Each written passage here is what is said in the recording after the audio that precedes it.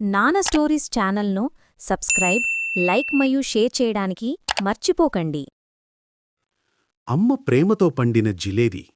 ఒక చిన్న పట్టణంలో వర్షం తర్వాత రోడ్లన్నీ తడిసి ఉన్నాయి. ఒకవైపు సేఠ్ హల్వాయ్ అనే పేరున్న గొప్ప మిఠాయి దుకాణం. అక్కడ వేడివేడి నెయ్యి సువాసన మైళ్ల దూరం వరకు వ్యాపిస్తుంది.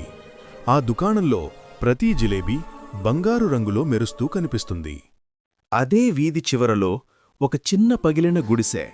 అక్కడ లత మరియు ఆమె 8 ఏళ్ల కొడుకు బంటి నివసిస్తున్నారు.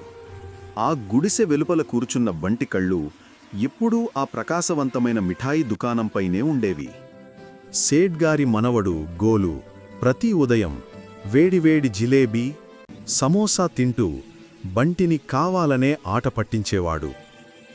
బంటికి జిలేబీ అంటే ఎంత ఇష్టమంటే ఆ పసుపు రంగులో క్రిస్పీగా తియ్యటి పాకంలో మునిగి ఉన్నదాన్ని చూస్తూ ఉండిపోయేవాడు. ఒకరోజు బంటి ధైర్యం చేసి తన తల్లిని అడిగాడు.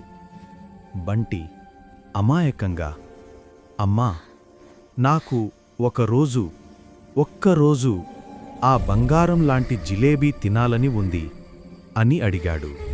లత విచారంగా, గొంతులో బాధతో, నాయనా, మనకు ఒక పూట పప్పు రొట్టెకు కూడా డబ్బులు కష్టంగా దొరుకుతాయి. జిలేబీ చాలా ఖరీదైనది నా రాజా అని బాధతో చెబుతోంది.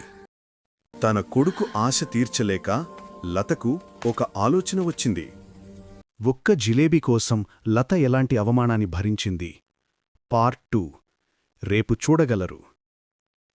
వీడియో లైక్ మరియు సబ్స్క్రైబ్ చేయడానికి మర్చిపోకండి.